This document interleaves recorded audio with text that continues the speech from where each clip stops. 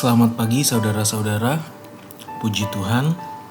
Mari kita tundukkan kepala kita dan berdoa. Bapa, kami bersyukur atas kebaikan-Mu ya Tuhan.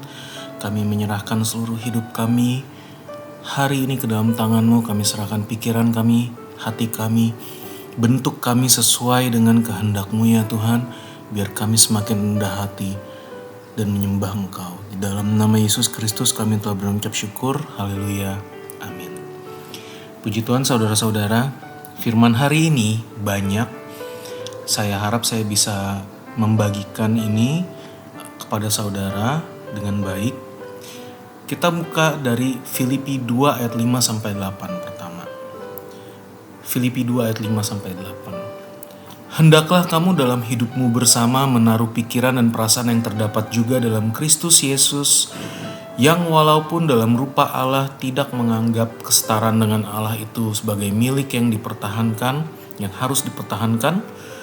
Ayat 7, melainkan telah mengosongkan dirinya sendiri dan mengambil rupa seorang hamba dan menjadi sama dengan manusia. Ayat 8, dan dalam keadaan sebagai manusia ia telah merendahkan dirinya dan taat sampai mati, bahkan sampai mati di kayu salib. Jadi hari ini temanya adalah hati seorang hamba, dan ayat ini sering dibaca, sering kita bawa. Dan kesannya kalau kita menjadi hamba itu adalah sesuatu yang indah dan itu benar. Tapi seringkali cuma berhenti sampai di situ. Oh, kita merendahkan diri. Oh, kita menjadi hamba.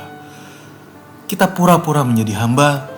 Tapi kadang-kadang kita nggak melihat seperti apa seorang hamba sebetulnya. Kristus mati. Kristus merendahkan diri sampai mati di kayu salib. Tetapi kita harus juga melihat proses. Di 2 Korintus 8 ayat 9. Saya ingin bacakan lagi 2 Korintus 8 ayat 9. Karena kamu telah mengenal kasih karunia Tuhan kita Yesus Kristus, bahwa Ia yang oleh karena kamu menjadi miskin sekalipun ia kaya, supaya kamu menjadi kaya oleh karena kemiskinannya. Menjadi hamba itu bukan pura-pura, saudara. Sikap hati seorang hamba. Kita hidup di dunia, Tuhan mengharapkan kita untuk tidak berpikir, tidak menjadi duniawi. Tuhan mengharapkan kita untuk terpisah dari keduniawian. Kadang waktu kita menjadi seorang hamba, kita berusaha merendahkan hati kita, dan orang tidak menganggap kita tinggi. Orang tidak memuji. Oh, kamu hebat ya, menjadi hamba ya, kamu sungguh rendah hati ya. Pada saat orang tidak memberi pujian seperti itu, apakah kita akan tersinggung? Apakah kedagingan kita akan terusik? Karena Kristus benar-benar merendahkan diri sampai pada saat dia dihina, diludahi, dia tidak tersinggung. Dalam proses kita menjadi hamba, dalam proses kita melayani Tuhan, apakah kita hanya melayani mereka yang menurut kita pantas untuk dilayani? Apakah pada saat kita melihat orang-orang itu sepertinya tidak tahu terima kasih, lalu kita tandai mendingan saya melayani orang lain? Sebagai pengurus yang bijaksana, kita boleh memilih untuk menginvestasikan waktu kita di mana investasi itu paling berkembang. Betul. Itu adalah hikmat seorang manajer, hikmat seorang pengurus, hikmat seorang hamba. Tetapi hati seorang hamba tidak boleh seperti itu. Satu ayat lagi saya akan bacakan kepada saudara, 2 Korintus 12 ayat 15. Karena itu aku suka mengorbankan milikku, bahkan mengorbankan diriku untuk kamu. Jadi jika aku sangat mengasihi kamu, masakan aku semakin kurang dikasihi? Lebih jelasnya di bahasa Inggrisnya, and I will very gladly spend and be spent for you. Aku benar-benar mengorbankan milikku dan aku benar-benar habis-habisan untuk kamu. Though the more abundantly I love you, sekalipun semakin aku mengasihi kamu, the less I be loved. Semakin aku mengasihi kamu, semakin aku tidak dikasihi. Ini adalah ucapan Paulus. Dia tetap mengorbankan dirinya, dia tetap melayani sekalipun dia tidak mendapat balasan yang setimpal. Satu ayat terakhir, saudara. Satu perikop terakhir dalam Lukas 17 ayat 7-10 mengenai tuan dan hamba. Ini Yesus yang mengatakan ini. Siapa di antara kamu, atau 7, yang mempunyai seorang hamba yang membajak atau menggembalakan ternak baginya, akan berkata kepada hamba itu setelah ia pulang dari ladang, mari segera makan. Maksudnya, siapa di antara kamu, hai tuan-tuan, yang punya hamba yang memuji hambanya dengan baik? Tapi ayat 8, bukankah sebaliknya ia akan berkata kepada hamba itu, sediakanlah makananku, ikatlah pinggangmu dan layanilah aku sampai selesai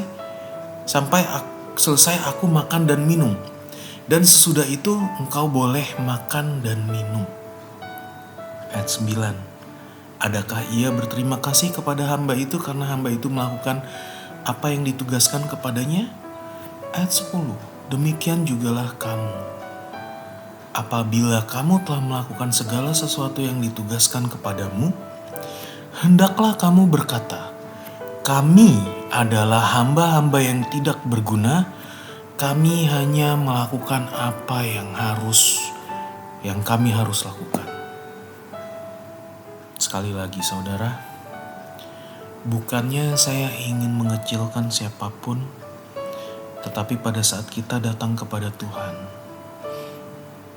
Tuhan akan meminta kita untuk membuang segala kedagingan kita. Kita dalam proses kita menjadi hambanya, menyerahkan diri kita.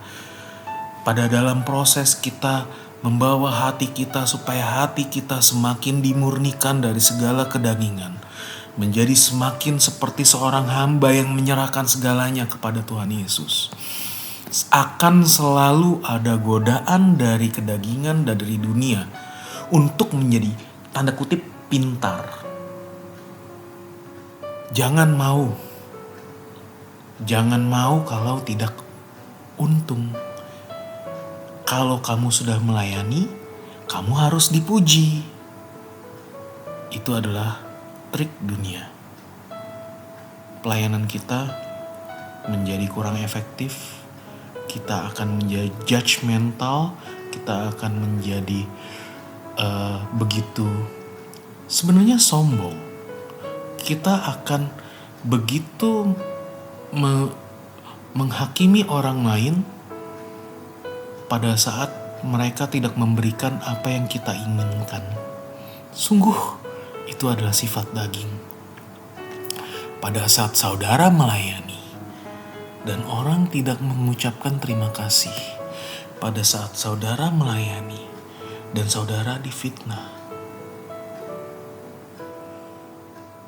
apa yang akan saudara lakukan? Pertanyaan saya, saudara, dalam kondisi sekarang, pada saat semuanya baik, kita bisa tersinggung. Pada saat nanti penyiksaan datang, apakah saudara masih bisa berpikir tentang hak saudara? Kalau saudara masih terus berpikir tentang hak saudara, kedagingan saudara, maka saudara akan melepaskan semuanya, mengutamakan kenikmatan diri saudara sendiri. Maka mari kita saat ini datang kepada Tuhan, kita bawa hati kita. Saya tidak bisa memaksa saudara, Ini adalah bagian saudara, ini adalah perjalanan saudara, tapi pertanyaannya adalah, apakah engkau sungguh-sungguh mau memiliki hati seorang hamba? Apakah engkau mau sungguh-sungguh dimurnikan di dalam Tuhan? Kami serahkan hati kami ya Tuhan. Tuhan lihat pelayanan kami. Tuhan lihat tingkah laku kami. Bapa, murnikan kami, terus uji hati kami. Apakah ada motivasi yang lain ya Tuhan? Apakah kami melayani benar-benar makin mendekat kepada Engkau, atau kami sebenarnya hanya ingin dilihat baik? Apakah kami hanya ingin dilihat, wah saya adalah orang yang baik? Bantu kami untuk menjadi semakin bijaksana dan hati kami menjadi semakin tulus. Di dalam nama Yesus Kristus kami telah berdoa ucap syukur. Haleluya. Amin.